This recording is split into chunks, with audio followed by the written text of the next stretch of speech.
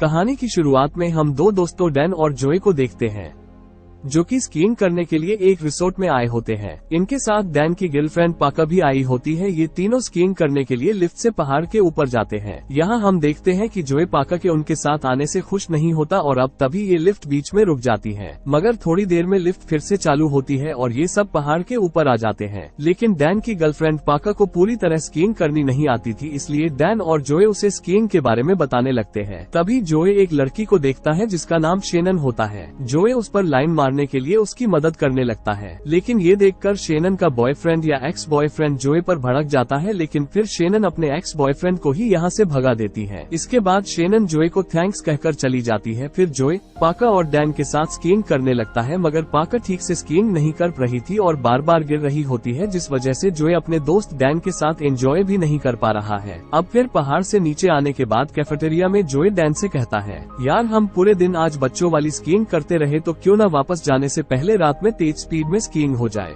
इसलिए अब ये तीनों रात में पहाड़ पर स्कीइंग करने जाते हैं। रास्ते में इन्हें फिर से शेनन मिलती है जो कि जोए से पहले हुए इंसिडेंट और अपने एक्स बॉयफ्रेंड की तरफ से माफी मांगती है। फिर शेनन जोए से पूछती है कि क्या तुम यहाँ अगले संडे आओगे, क्योंकि आज रिसोर्ट बंद होने के बाद फ्राइडे को ही खुलेगा। अब जोए भी हाथ आए मौके को ऐसे ही थोड़ी जाने देता है, इसलिए जोए शेनन से कहता है क्यों नहीं हम अगले वीकेंड फिर से मिलेंगे, और जोए यहाँ उसका फोन नंबर भी ले लेता है। लेकिन जोए का फोन रिसोर्ट के होटल में ही रखा होता है, इसलिए जोए शेनन के फोन नंबर को याद करने लगता है। इसके बाद जोए डैन और पाका के पास आता है, लेकिन यहाँ इन्हें पता चलता है कि लिफ्ट ऑपरेटर आज जल्दी इस रिसोर्ट को बंद कर रहा है, यानी अब कोई भी पहाड़ पर स्कीइंग करने नहीं जा सकता। ये तीनों लिफ्ट ऑपरेटर को मनाने लगते हैं ताकि वो इन्हें ऊपर जाने दे, लेकिन लिफ्ट ऑपरेटर इनसे कहता है कि हमें आज मौसम खराब होने की जानकारी मिली है, इसलिए हमें इसे आज जल्दी बंद करने का ऑर्डर मिला है। लेकिन ये तीनों उस आदमी से कहते हैं कि हम रॉकेट की स्पीड से जाकर वापस आएंगे, इसलिए अब लिफ्ट ऑपरेटर इन्हें ऊपर जाने देता है और ये तीनों लिफ्ट से ऊपर जाने लगते हैं। मगर फिर एक आदमी लिफ्ट ऑपरेटर के पास आकर कहता है कि तुम्हें बॉस बुला रहे हैं, जिसके बाद लिफ्ट ऑपरेटर उस दूसरे आदमी से कहता है कि 3 लोग ऊपर गए हैं, उनके नीचे आने के बाद तुम इस सब को बंद कर देना, और फिर लिफ्ट ऑपरेटर यहाँ से चला जाता है। लिफ्ट से ऊपर जाते वक्त डैन,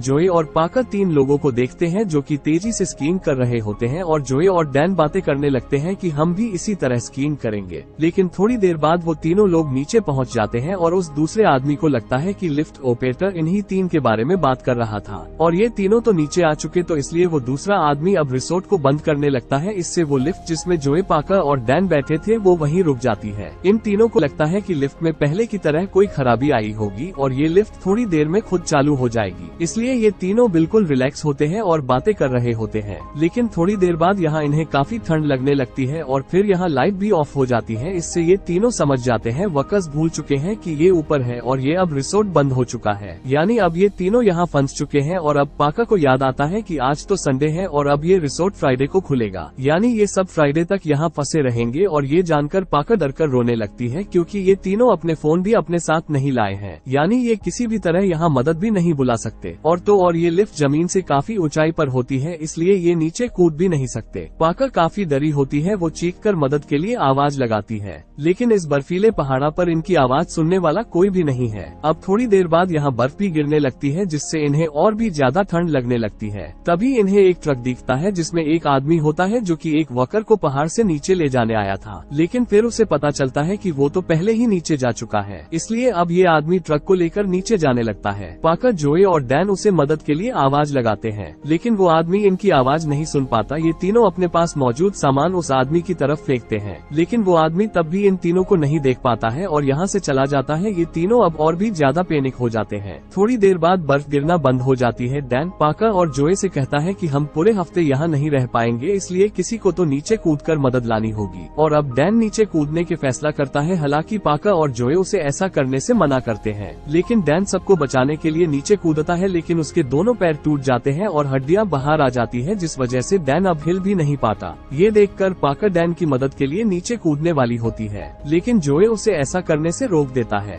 जोए डैन को अपना स्कार्फ फेंक कर देता है जिससे डैन खून का बहना को रोक देता है। इसके बाद जोए की नजर लिफ्ट की केबल पर जाती है जिसमें लिफ्ट लगी होती है। तभी डैन जोए को बताता है कि लिफ्ट पोल के पास एक सीडी भी लगी होती है। इससे जोए को आइडिया आता है। वो सोचता है कि अगर वो केबल को पकड़कर लिफ्ट पोल तक पहुंच जाए तो वो सीडी से नीचे उतर सकता है। लेकिन ये करना बिल्कुल भी आसान नहीं होता है क्योंकि केबल काफी शार्प है जिससे जोए के हाथ काट सकते हैं और जोए ने पहले कभी ऐसा किया भी नहीं था, इसलिए जोए काफी डरा होता है। अब इन्हें एक भेड़िए की आवाज आती है। इससे डैन काफी डर जाता है। अब थोड़ी देर बाद भेड़िया डैन के सामने आ जाता है, मगर तभी पाका उस भेड़िए पर स्कीइंग बोर्ड फेंकती है जिससे वो भेड़िया यहाँ से भाग जाता है। अब जोए डैन को बचाने के लिए तुरंत केबल को पकड़कर लिफ्ट पोल के पास जाने लगता है, लेकिन केबल काफी ज्यादा शार्प होती है। थोड़ा आगे बढ़ने के बाद ही जोए के ग्लव्स कटने लगते हैं। तभी जोए कुछ देखता है और वापस लिफ्ट पर पाका के पास आ जाता है। फिर पता चलता है कि नीचे वही भेड़िया अपने पूरे झुंड के साथ आ गया है और वो सारे भेड़िए मिलकर डैन को मरकर खा जाते हैं। जोए पाका को ये सब नहीं देखने देता क्योंकि किसी के लिए भी वो मंजर देखना आसान नहीं है। अब पाका को खोने की वजह से इन दोनों को काफी दुख होता है और ये रोने लगते हैं। थोड़ी देर बाद ये दोनों शांत होते हैं, लेकिन पाका जोए से कहती है कि तुमने उसे रोका क्यों नहीं। पाका इनडायरेक्टली डैन की मौत का इल्जाम जोए पर लगाने लगती है क्योंकि वो डैन को खोने की वजह से अंदर से टूटी हुई थी और सेम हाल जोए का भी होता है। वो पाका की बात सुनने के बाद डैन की मौत का इल्जाम पाका पर लगता है। जोए पाका को काफी कुछ सुना देता है और पाका बस रो रही होती है। पाका जोए से माफी मांगती है और ये दोनों समझ जाते हैं कि इन्हें यहाँ झगड़ना नहीं चाहिए, इसलिए ये दोनों अब एक दूसरे से बात करने लगते हैं और किसी तरह सुबह तक ये दोनों सर्वाइव कर लेते हैं। अब दोनों जिंदा होते हैं, लेकिन यहाँ पाका का हाथ लिफ्ट से चिपक गया होता है। पाका किसी तरह अपने हाथ को निकालती है मगर उसका हाथ छिल जाता है। अब इसके बाद जोए एक बार फिर केबल को पकड़कर लिफ्ट पोल तक जाने की कोशिश करता है, लेकिन इस वजह से उस लिफ्ट का एक नट बोल्ट ढीला होकर निकलने लगता है और लिफ्ट एक तरफ झुक जाती है। यानी अब कुछ भी हो जाए जोए लिफ्ट पर पाका के पास वापस भी नहीं आ सकता, इसलिए अब जोए आगे बढ़ता है। जोए के ग्लव्स कट चुके होते हैं और उसके हाथ दुख रहे थे। फिर भेड़िए जोए को देखकर नीचे आकर उसके गिरने का इंतजार करने लगते हैं, मगर जोए किसी तरह दूसरी लिफ्ट तक पहुंच जाता है।